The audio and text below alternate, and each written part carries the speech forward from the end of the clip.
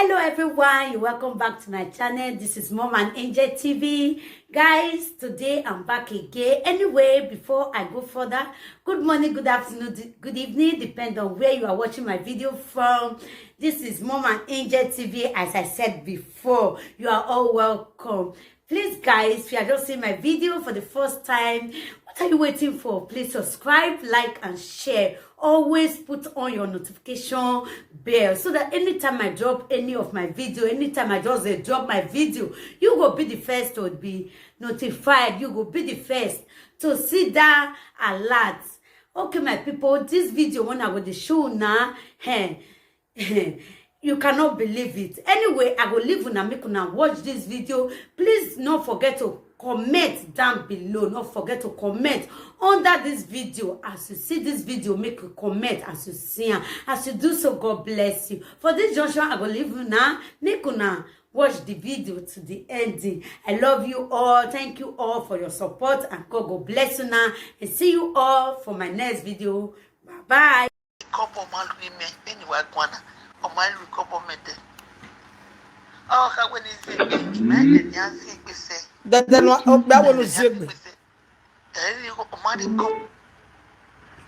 Anetigo n'igwe sait well. Mom when you follow well, but they are take so do message we were learning royal say Saba de Bawe. No, they're not tan lao ebu roni lili na se UK. Okino gbe wo nupo ikelele. Eni kana ikobo magime ni wagwana o ma lu ikobo mede. O ka we ni zigbe ide ni azin gbese. Mede ni azin gbese. Eri o ma ri ikobo mebe ni watana. Anetigo ni igwe. Anewe no na ovia wo na no. Menebe ndebe mena wasikamwe. No na ka we ni zigbe. Hello mama, do washing me. Amarun digo le lebo. Arun debe le lebo. Oga mego na run debe le lori enwe. Uga be run debe le lebe nena mego we ape igo wane. Udi motok pare yo ubo. Emata salaba watama we na. Two things oje black yale lebo. But many people don't know. If you not get paper, the Oyibo is ready to help you for your documents. You go follow and forget about money matter.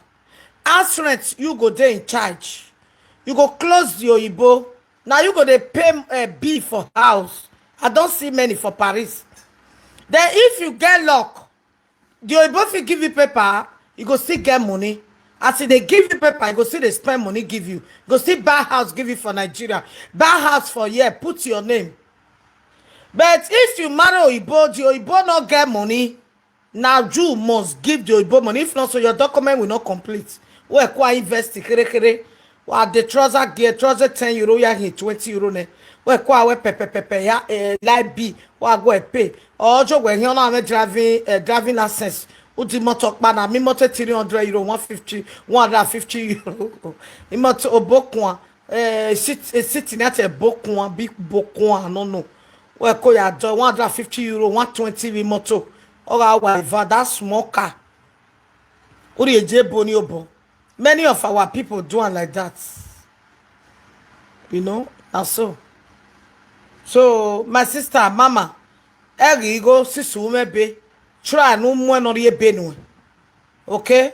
Because egbani ya folk me so me go. So as I go where be one we ego your book by a be sego.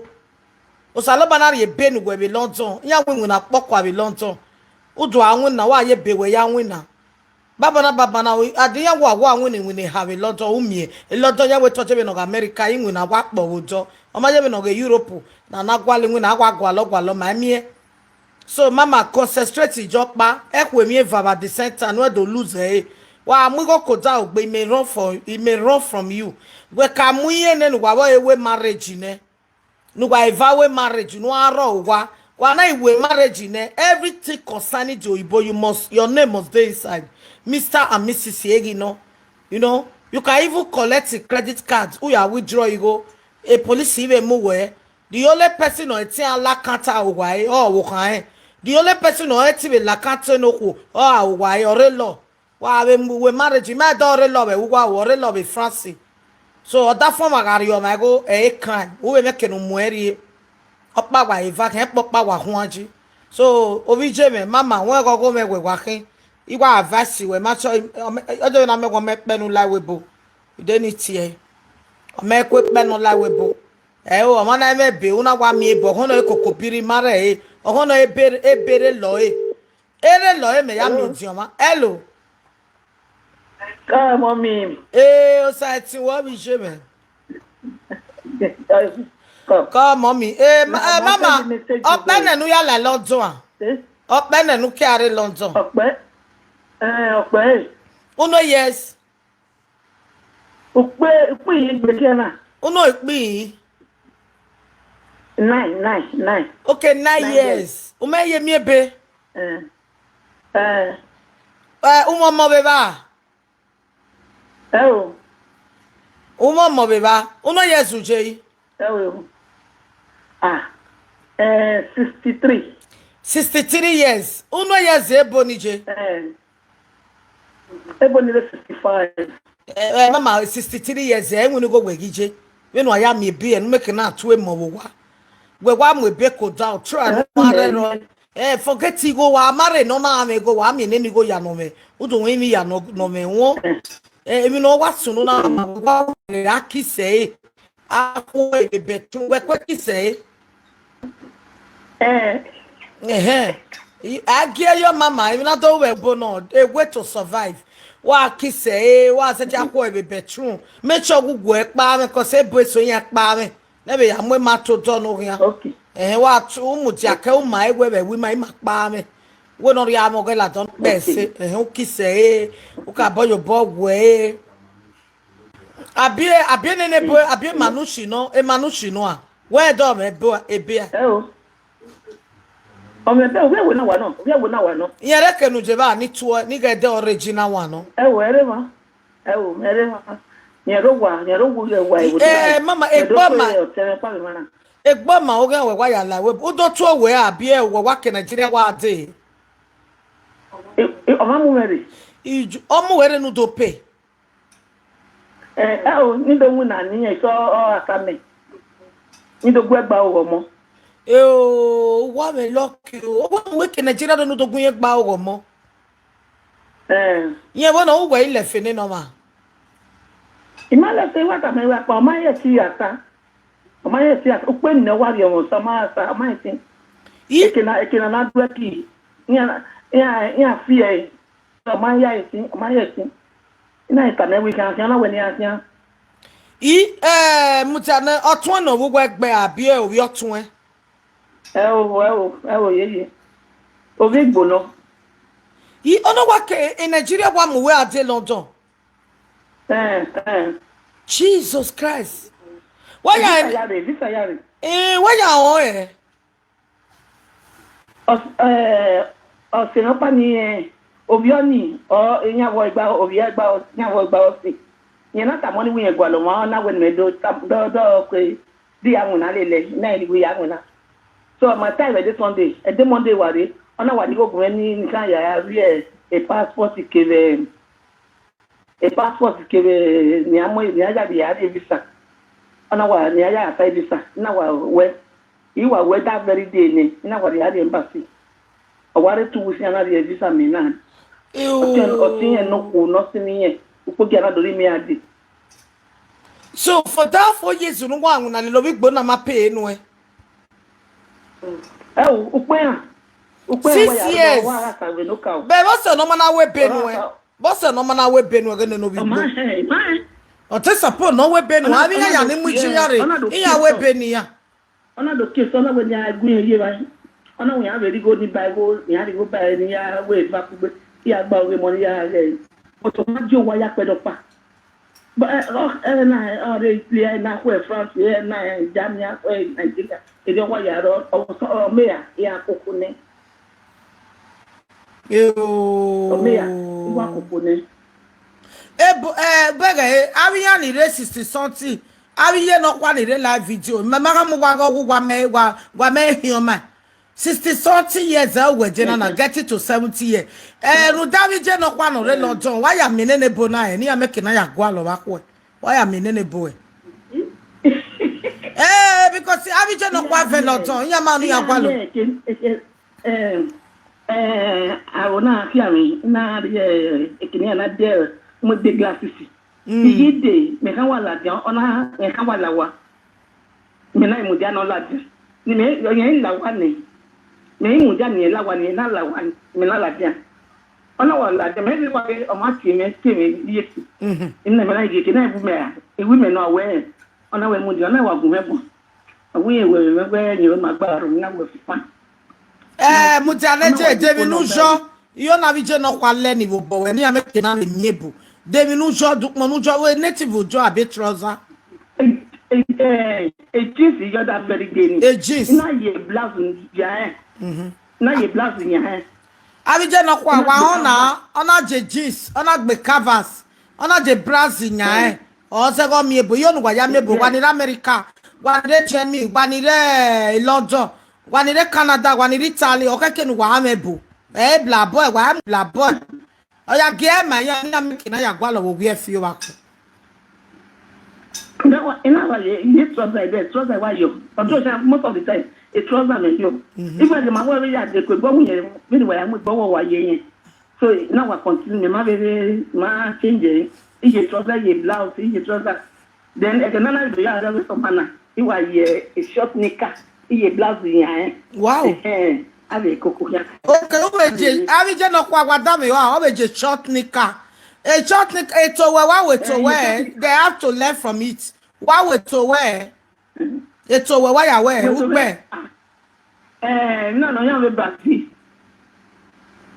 if you say with one okay to fit say with one not tan or abi not short so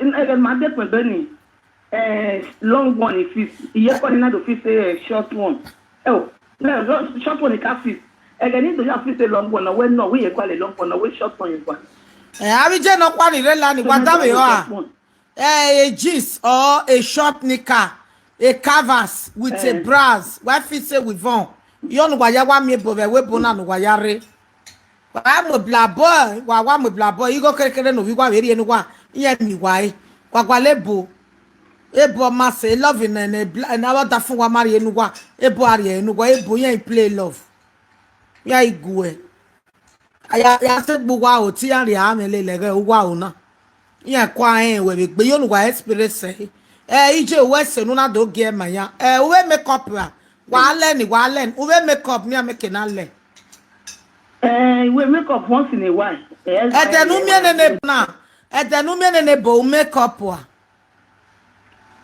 ma make up ye ma make up oko ma make up oko ma we nu wa we make up one we pe even say e yo ni eyan pa osiyan ya ni wa de kun ederio okay but yen ni me wa like okay wadam yo abi je no kwa wadam yo ya wa na ederio but yen na wa ka yen me like yen me wa lele de gbe mi yo nu lo mi yo ne 20 no abi no tan yo ni ya le ni yo ni ya amebu net okay mi yo ne 20 ije no kwa owe mi yo ne 20 a trouser no jo elo waist no abi stomach waist no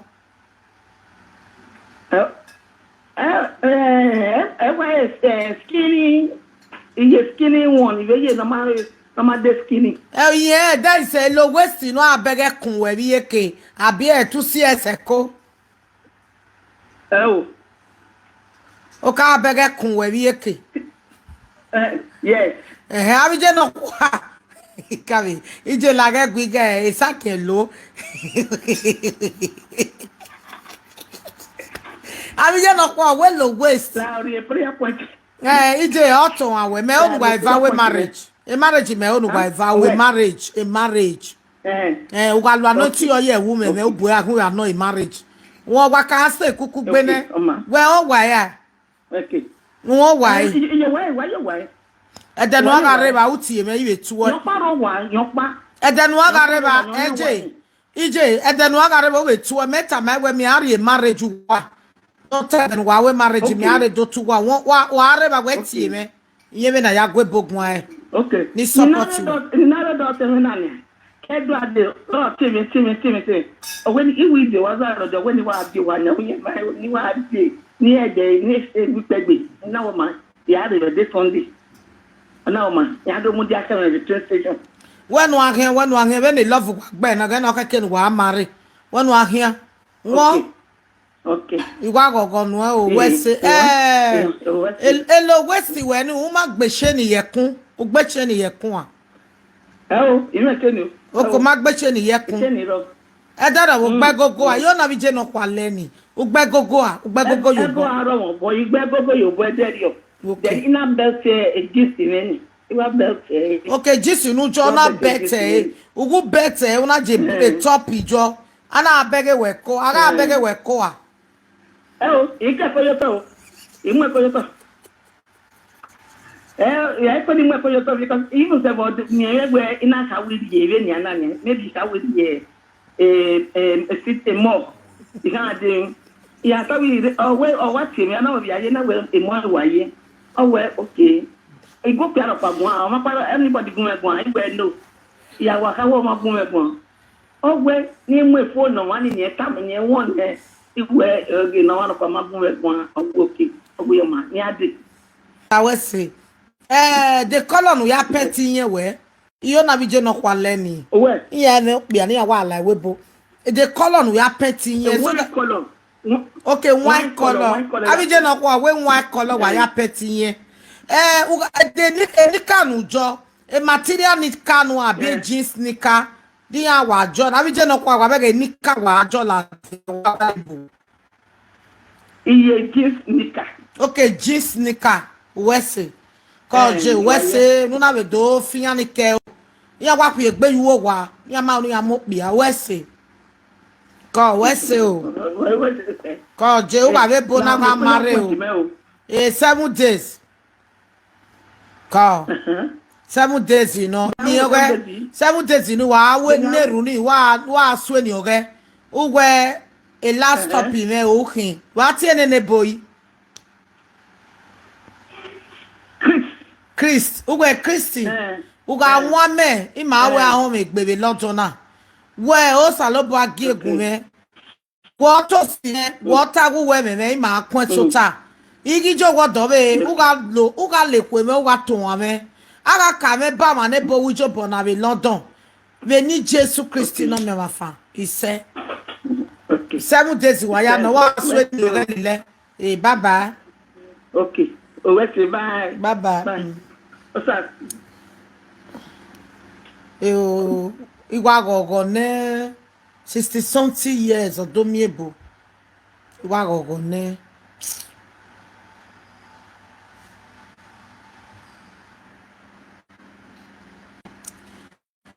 Ọ̀rọ̀ náà kọ́ lè yà a live video rọ̀ bẹ́ẹ̀ náà o abẹ́rẹ́ lè tó tọrọ ajé náà nínú ìwà mi wẹ́ tún yín ok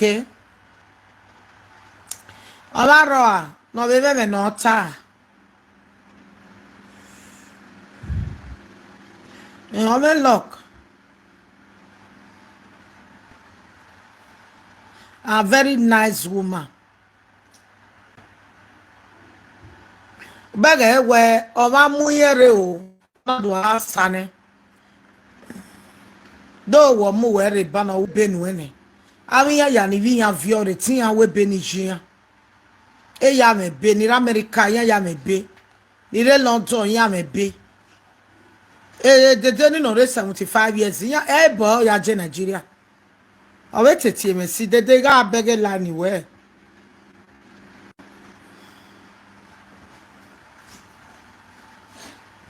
Don't worry, God will give you. Follow no roads. God will give you double. If now what you want, may God do for you. He will surely do it for you. In the name of Jesus. Amen. Or a love for Agbebo. And as I get me will be here. Because I love you, maybe no G. Hello. Hello, come on me, Julie. You sait where you want me to me. Party where mommy, come mommy. Mommy testimony there me na me wa me na we na. Mommy, worry me na. De cause ukpe ne o ya na wa mewo. Mo pari ko ke omo. You go. Ebo e na erira bona. No, you know. So na wa na cause village e page. Boki, come. Na wo. O wa me wo ru pe ba no we na do me go pa o we ma. So now the girl was told me what me on way I want me.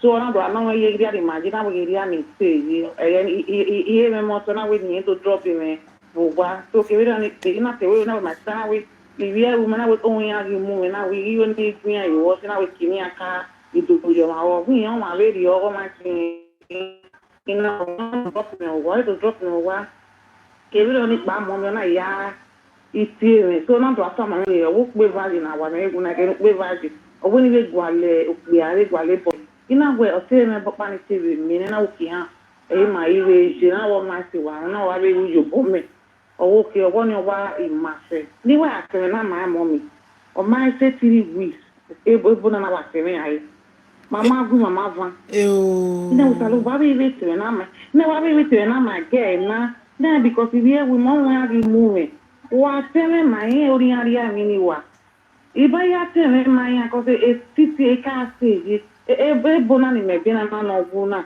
ele me na wa mi owo na village ni na wa agogo na wa do sa ka wa serious na be ku ona we amare mo be ti go na mu na ifo ye ti mu go me ina wa mu ni go me just na we ame be yo ni be bi e ji me ni wa te na mai ke na mo o mai se ti we se boni wa do te mi a yo no, what is here? About 4 months. Now we don't me away. Over me, we don't me money. You marry come again. They say, Gana, ye debe see me, ya what to go over me. May go my well, go, may go careful, you know. Oh, it's how I go to away with my sister, a Europe, Jena. I can't go to Europe. I can't be calling me. Ye be calling. Oh, you want to get mommy. Oh, I tell me, all terrible.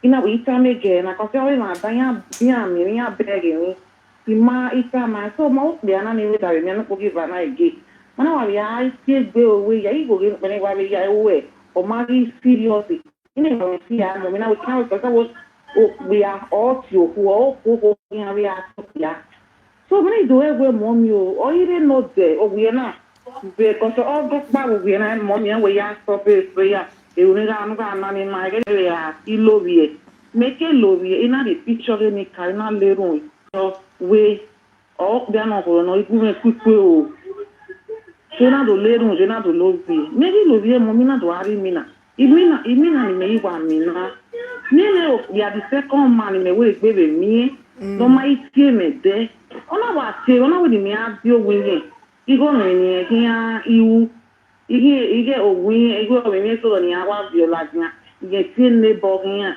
ni a to vio ile no me mai mi dibo wa ko me na ya boy me na reva o ze me na reva ni iji me je na to ta ke me o ti iji me gira mo iji me bune iji na to ta ke me ke mai de ne ti ma ke awo si di ma bi me na gwa na mo mi di se ge na ona wa dio wa ona do mo ju wa ga iji me maybe get out the way, mana.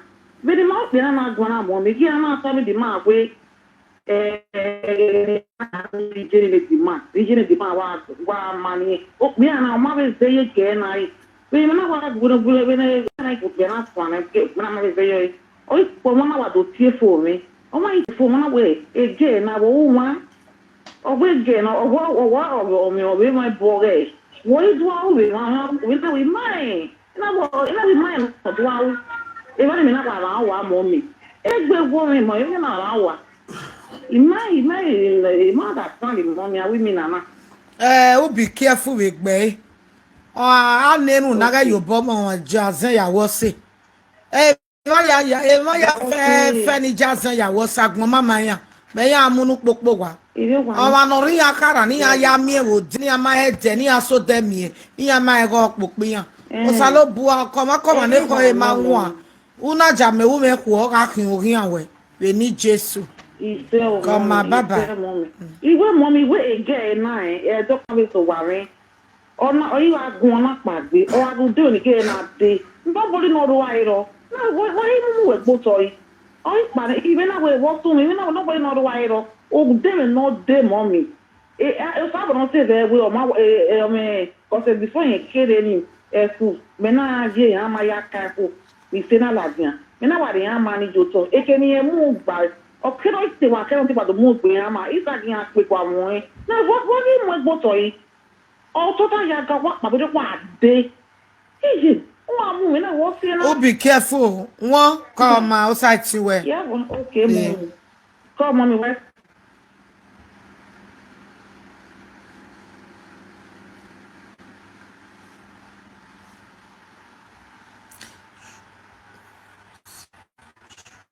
Three, 6, 0, 5, 5.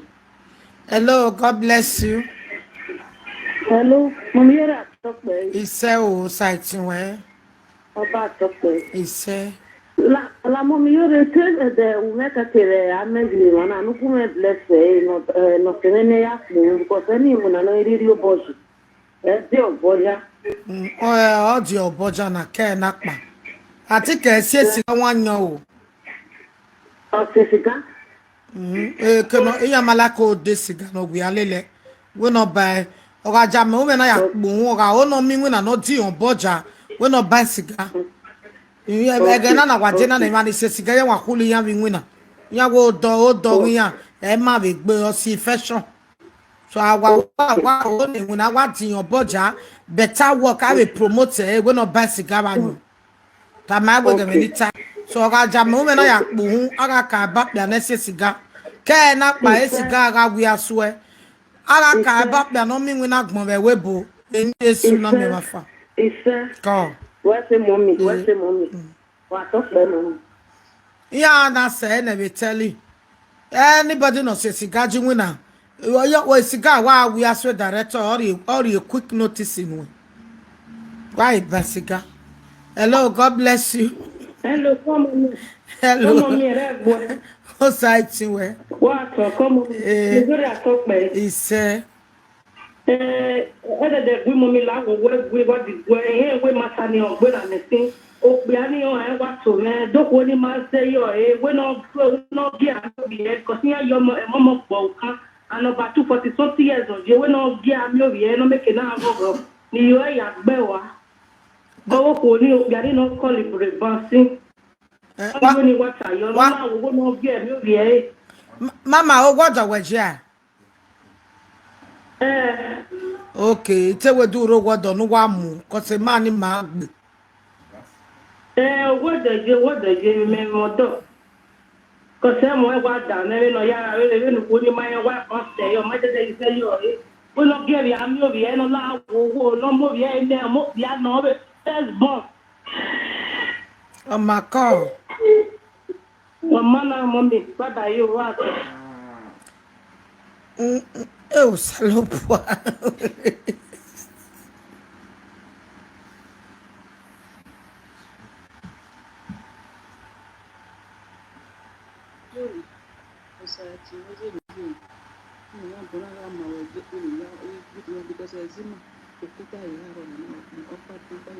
hello ije ko emi no wa record me lo gbe eri me eri okan ga je a marriage na te waru lela brother eru dawe because you say no bie ne wa mi o meme uwe no do bie no because you me bie wa mi o danyo ko no gbo oru bi ori ejo wa o because you say no bie we no bie no go kwa gun bie no ikpe are 45 years no me bie o bie iya bie bo sie ya mi ko iya wo ma no mare de bie wo no ma no we ya we kin sigo mo da age of 45 46 oh wa mi eta we time we fo na o ma ilele gba no ri come wa mo eko na Emma okay kerudo o wa regret we de tu won o ga de bie o wa yen wo ma e bie sister happiness thank you so much oh we say Wese. wa ma bonu kerere gidi o London o je ni kuwe ko moka kodo o ga manu wa o nori e London aga kawe ba o mare de la o beta kawe ba ma ni make we London we ni Jesu a ka sebo a ka e ma so no that like we be 5 years e mi ni ya e o no like we be 30 years me ewe so ege na ya riri na yori we bu na riri jo o e go ma uga la lodo ve na obi egewe uga la lodo last year obi egewe so we na reje gbugbo enwine gbo na mu enwina prokoma mu we mo ya silibo baba na we make ene ukinwe na re ulawa edenu maji nwina uwe clean wo wa we uleba e mu ye fridge uleba e ne gege we ko vio elele fridge so that denu ga iji nwina wa kinwe na robi awon mo popa do wo no umuladian ekwe no umuladi we ko gba lo gbin nijo umana be gbin ni nijo wa yere hon umo yugu kan ona won mi kia ona won mo e baba na we make e na bi London be una je London na wa yan wa ya won 3, 4, hello from Nigeria una je London una wa yan wa ya won we to aya to ge wa ya gbin na you can never make it. A Queen Elizabeth, iyawe to nerun down. When anybody no ori ayenbo wa, kaba memebebo. Why art history? Iyawe regogo. Or what time where anybody no la London, no misbehave in London agbon mine. Every ya no do kwa we London zero no. But anybody no la London, when egbe na mwe. O magbin o maria yenbo wa.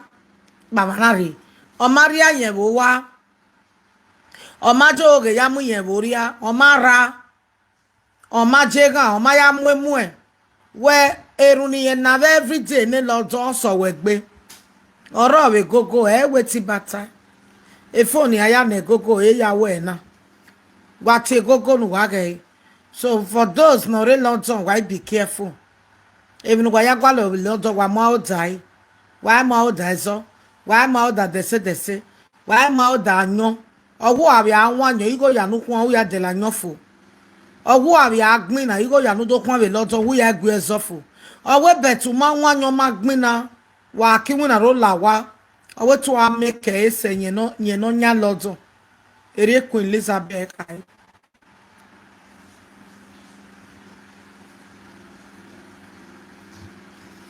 ere abeje pope Italy a pope.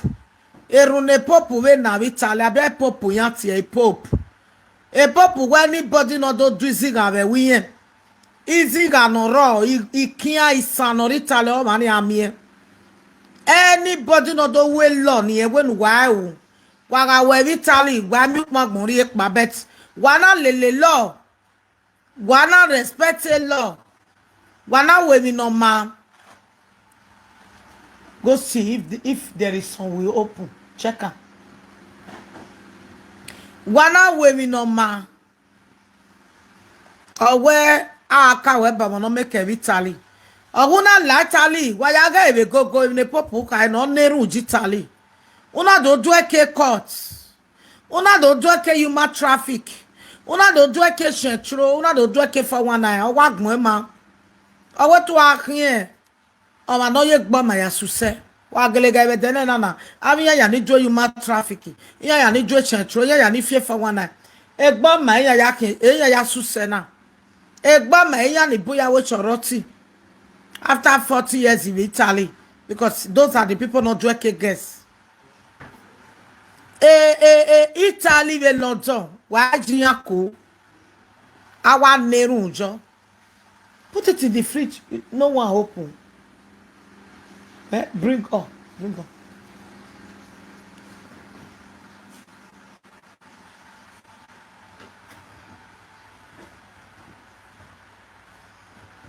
The date here. Hello, Kaje. And liver. Open up. Put it back. Hello. Open that one. Kaje.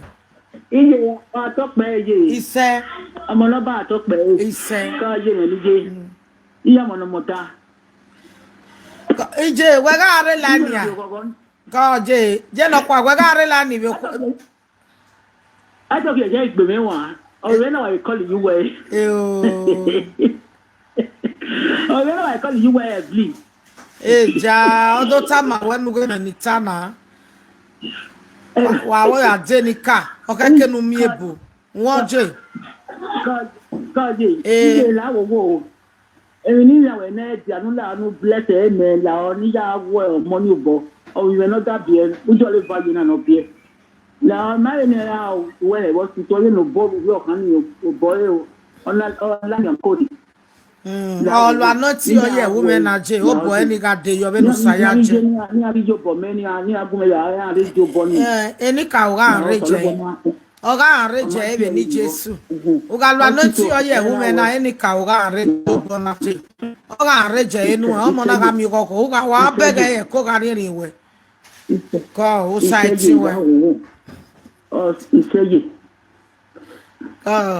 hello ije akwe o we gbe ti me ba kwe akwe okay o de 12 akwa so de o ti me bo de 12 ya pick okay imana mu ti we we gbe ije wa wan umenika bo wa ile umenika o iye Stavlin re la ni iju obu yen menika wa gijo dupon gujo no wa ti leg mami wa ti se ne nwe ni elegis me umenika imenika ya ka me Stavlin no delegu no de chochotun keke canvas yonu mi eboje uno yesu je ije 73 years wa ye mi ebo o tele ni kagwe kake abegu no lati sister Evelyn abegu no ye no la ko soma je na la wo je lao no bugba we ni ke vanu oge jeans kake wa yo ma ya kin le ya ije yonu wa ya mi ebo ogugwe me gwa kabo a o gugwe yonu mi ebo won ejo yonu file nu gbe no je ogiri eri okay yonu file won si suru mo do crime o se ye god je 75 years god je odo same we wa mi ne pe no ye na me gbe kiya we ni ebo awon ado egbe kiya o wa sale nu canvas ugbo agbe canvas ya why ti gbe canvas canvas wa me ti gbe canvas igba ni Stavlin who be the short skirt by a short skirt no ye no light o ye no zebu toto no make na vie shape when at mommy yori we say ni bi ni when wa teso when e ma so a give you ko pa no ga give na come we ni o we pe na se re o na come we o yin e ri go ni e we seso imi gbo ni ave bi na we ni igo ni bi ni ade no ti o ye na ni ya o prayer na ya o ni ya e ma we jigo me ile ya de so o ti mu mi ade ni won a ta le gbon ke na paje o we agari mi nu anu ije emi ni wa we lai na ni aye ti we ije ya gekwe mo ate na wonu mu ebo na we ai mu ebo na ba o no marigo no wa mi ebo po we London ge Stavlin try nu de ne ni ka ge la wo je won la o eni keva no ye no light e canvas uno sa su gba be canvas yi on na go size ya e we me kokan e bata kekan ya size 9 okay what this has 40 gwe I 42 or 43 okay we 43 size 43 then AGC uno size gba be jeans o kan no le ne unu At 20. Size 20. 20. Make up you because you know they want me a budget. Gagiro. My make up there, yeah. My make up. My make up there. My would then have been. Now what be when I want to make up live face you now. Oh. Your mommy, a wig na munya wo. Ume wig na munya wa. A wig na munya wo moya. A wig na munya wo. Tigbe to me o let we ni emu gun e na we na emu yu mo de. Wa nge ya kwale bu. Amugwe Stavin amugwe Stavin la mogie. Won orin ya wa orin awa ejenu wa pa ni bo bi eni. Wo wa mo nya hu. Orin nu ma make up. Won atiku me gogo. Mommy Jode, you da pe me. Why don't I reality? Wo me gogo oma. Ko oma je e wo 75 years. What's you? Baba. What's it? 75 years. Uwa ge here. Sabi de get show e summer jena o mi be summer. Ma bege iji mana ofien o bet o ma no ria. O me wa afien o we rio. O we na bi yen ran wo to pancake me life festin. Abege betu kwa mi o emose ba o. O mi ebu etota wo obi yen rigo ni. Wa no mu jugwa re wa ari emi be ni jugwa. Because wa wonu wa pay ni ya wa setting when ni go ni ya pay ni ji ya. Gwa ari emi kere ni ya every month. I we 150 or 100 euro. Ije mi. O be mi go ya de mi no kun. Ije wa we gwa lebo ti ya mari enu wa o ma mi. Ewe bo ma je na wa we gwa lebo. Da do ya dele nika. Wa mi wa a tracksuit here with summer je no a skirt. A skirt no je no joko ni. O na ebuluku. But all short ogbera egbon kere. Wa be jonu gbe canvas. With a t-shirt or simple material egbe na no dogun wa degun me be na. Go bring la no bag. That no bag where your papa carry come. O material pa no wa degun me. I go all duk mo gun. When he job akwo wi ya we birthday. Egbe material no we wa ye jeans. Do me kebe. Sister Evelyn Neje, de me kebe nu de panty kebe bai. Won so kaso una jo mana me kebe nya me fiti video. Not do bai. Yeah, a crime is not a crime. O ma o ya wicked ba you sure my the whole world. Only me rock ba. Yes, it's not a crime. Not the panty by way. Ga gay egbe material na odogun dolo no na gunme be na ihanu bega ya egbe material na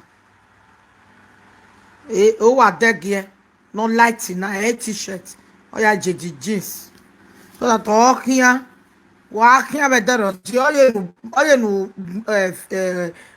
makebege dia wait makebege dia o makebege dia wait makebege dia arere ya amiebo apa wire lonto na idori e westro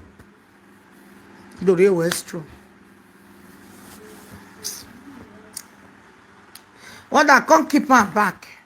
Sister Evelyn west be dede west what is be one na ma mo be nu ya to ije no ma bie we ri o na we to awe o ebebe we hello I'm here at top.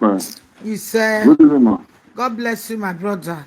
About top. He said, Thank you, ma.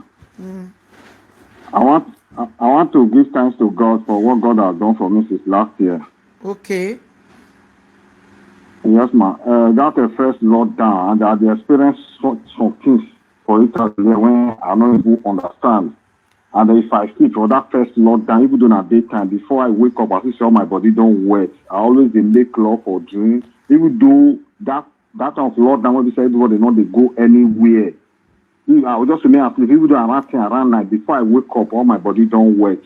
Later now, if I want to sleep, if I want to sleep, I'll come pour water for cup. I'll put salt. I'll Viens put avec toi. anointing oil. I will spray it inside my room. I will put Bible. I'll put it on top of my private part.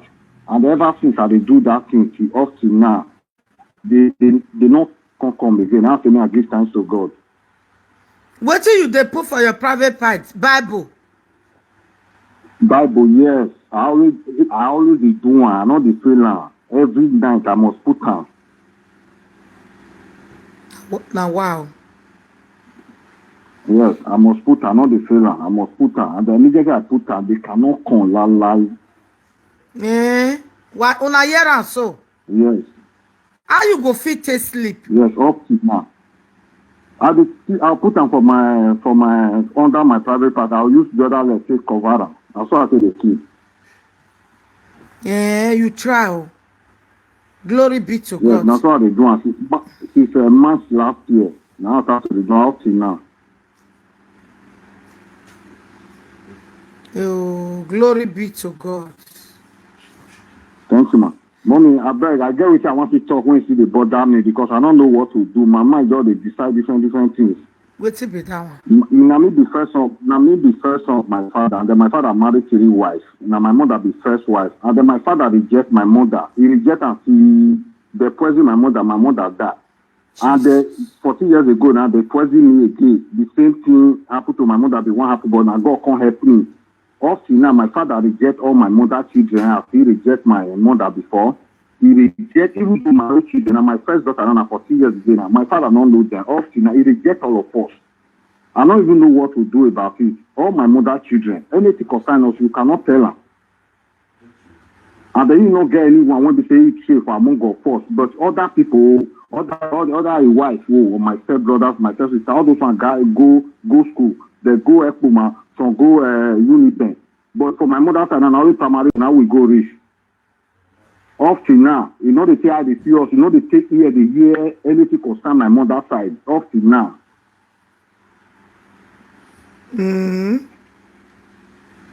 Yes.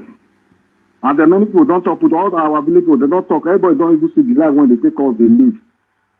Up to now, my children, I don't know them. My children, I don't know them. My first sister, I did 40 years. The other one, My brother, 11 years. You don't know them. My brother, tell God say you get your own children. Your children is your family. If your father value you, you go value. If you not value you, done you. Not just disturb yourself. Because polygamous so not be where that they put papa for heads. Because the papa not be only you want get her. Okay? So just do on your own, not think of anything again.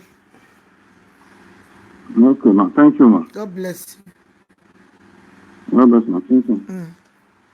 Era not your mama with your era. Era no ma with your mama with move for.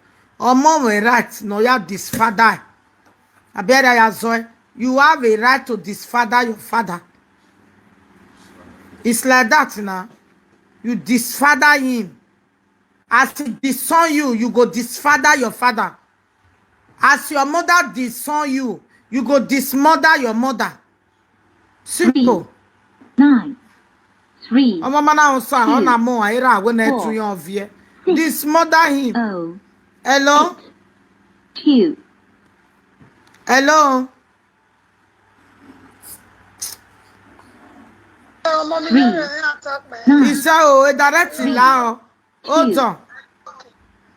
Hello? Mommy, very talk by. Isa o, side to where? Low where would you? Okay. Okay, go ahead. I'm gonna talk by. Obama talk by. Isa o, what? Remember me, I'm like, yeah, talk by. Mommy, not really. Now we you really when you know when. So now we not go do. I'm not sure you're again. And I'm doing. You know when we are doing. We are continue. Yeah, when no lounge. No, okay. Now we when I'm on. I'm always saying we have to start. I need to be a but you know, you know, you are always be mine. Awful. Umebe no ya la wo wegbe wa be lumena ya wegbe wo be nge no ya disappear. We need Jesus. Emi amena lele we like wiki no je. A wiki no je. God. You already no get. What's that? Le son yo se. Ma so pe we. Mabege beni wajena. Me maso manowu. Okay? Veni riri ya zoe. Me prefer so manowu. Hello. Hello. Hello, mommy, you're in your talk, He babe. says, thank you. I'm on number talk, babe. He said, Because it's not a real. And if you're not real, officer, in a family, now when you go in the room, you're where you test now when you do. In a gallery, I can test your fair new or your lad, no, my walking, and now when you get put no it there. room, follow Bonnie West, follow you, West. Go My and test number with your talk, father. babe. He said, oh, call Jay, go no. Kaji, Yeah. West, Sighting one. If it's not important, so far, why ya go? They tigi su sepa wo when ye corona igbele ma wa e ma. Yeah, is this so you na me we o magba wa o magba yi. Your mother disown you. You disown your mother. Your father disown you. You disown your father. Simple. A real father not the disown in pikin. Even if the pikin they run away, now he go say my pikin abeg. If I ever offend you, please, with all due respect, with the time I born you in my belly for 9 months, please forgive me. I have no other son like you. You are 4 in number in my family. All your grown-up sister and brother, they are in abroad. You are the only one that is living with me in Nigeria. Please, with due respect. Kwata mo bi wa very no forgive you wa. Ogo mo mene do aja mi la loto ne. Wa forgive you. Avera no me hedan. O e na ira gbon ba aka igbere we.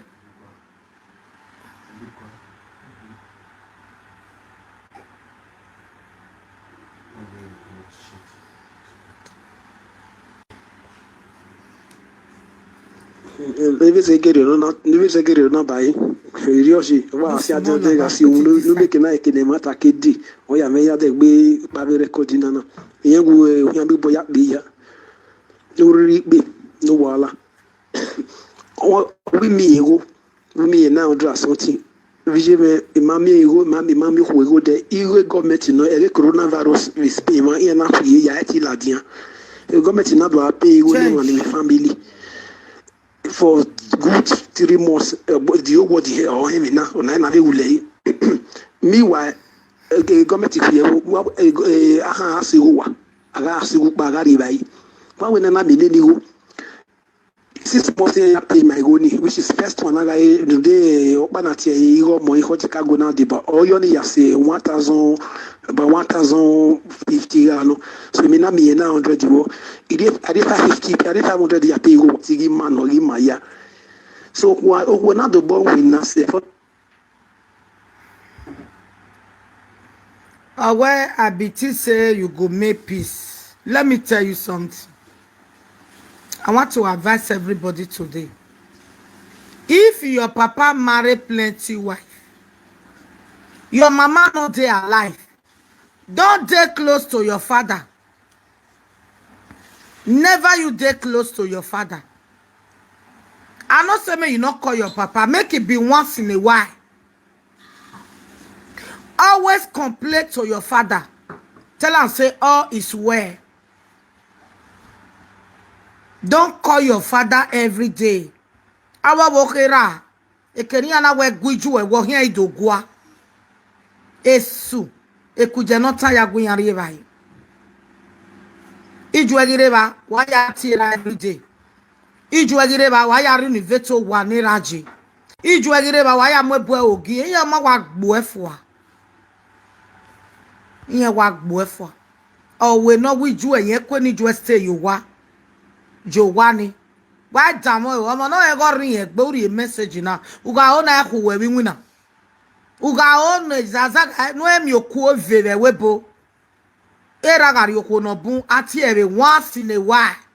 Oh, we're not real polygamous, so on a mo azona mo, on a mo uko na mo me na sile ya adiowa. Get already where I be man that married 3 wife. I be man that married 20 wife. Ema to saloba metamu wa. I want to bagbe me ye mata. Uke di moto gera ka abogo je se ni adojajo wegbe. Awe so yongi do win your master we mena. Who strong in prayer? Era wenu di moto ginye be no na mo ku enebo kwa iju egireba ka abogo to. Strong in prayer, my brother or my sister. Wage mara kpata mo wa we boeje o. Saloba magwe ma mi etini ma de yo boede. No. Thank you. Yes, it's true. Thank me. Okay, no thank you, man. I come and put boy in my house. Look road where. Tetecho on the lega bugbe. Awa zen ya silo yo go kan nekere na we boy. Yen ko ni ju adie baja. O we go we boy. Awe. Esa economy me. Ona even yo imase na. O gwa lo wo. Abi manya ya mo stroke ko. Rudago ya no ni vote owera. Renovate. Oh, what time because era o ka kenera e wagari yoko no bun tasu sebo keke. Oh, wo ha mera no yari yoko no bun. Ewu. Ejejewu. Igwa alawo bo once in a while ye ge bai. Emi po are wa 100 euro no 200 euro no ye ge. Okay? Emwe ari go give every month. No no nga we do ameme. Iye wi ma ya nerun. Iye seti we ma mirror abet o dereba. Iya si eni juwe na wu. Iya si eni juwe manato. So gwoge ya akoke. Jawa wo kan ni ro gwa gin akoke. Iya gin enjoy. Gin akoke gin amu yevi.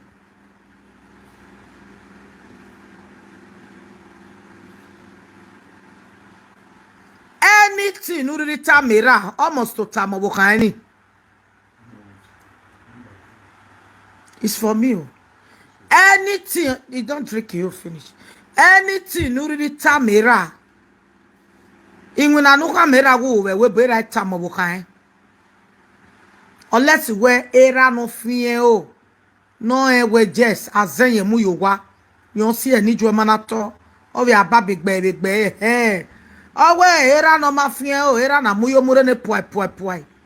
Eba big be. We are what drop it for you and what we bet because of what you even a win on lie. Oh, what we're not the only or whether you're not Italy. We have a tabaga go with one away. Oh, we damning winner. Yamu motoka we bogume. Ye daddy moto. Any yan wavera batera te ya man. Again, he had who we have a mina. Again, he had a little way with your doame. Ya little way with your doame and a jack, baby rock by him, man. Why ya ku dereba. So abi ya no time where okwevanya yanyi, okwehanya yanyi. Why you unari okwevanya nyi wo lose. Because yani ruwe yin tama wa. Uga yi okwehaya nyi we or lose. Uwe de gbe mi e mata bo nu okwehani. Oga yin no ma onsa ovio yowa eri eni wa we ya le lo double. This one go say na me want be the best. The other one go say wa me awen wa zeme. The other one go say wa anu do atie me bege ya. Iya ni di okwe vari okwe ya. They take a very big mistake. When you yakana, they take not even the risk. They take iya mo a very very big mistake. Iya yo biya mo. Eri. Okwe we aye biya no biya na dole lese. Aye be mo mi le eniya. Aye bi ya wa be mo ma ya wata mo wa na. What's here or Karamowe? I mere where will be audion, will be Bogeva, or Marie Bawe. Ah, or I will on yato, do fiatato way, problem mirror. Me, I make bunny men, I'm yok be aware. Ye may be audiona, or my way macabiene, Bogeva. Me matter where you go agarimo, but your hair digo meshi. A matter what I'm wana. Ye, okay, ya digo meshi. Igo ya fefe ni di ame mabo enu. Ive we o ive toge ma because mo bi odione, mo bi po gevane, mo bi po ge mo pa berie. O mari e pa me. Evi oe. eva okpa ni aga le nebe tete gbe ibe mo ame no gbe ogbe me ma be ke yana ni piri ko be ka biela nana enwa aya le ni ya wa la kuri bude na wa la kigeri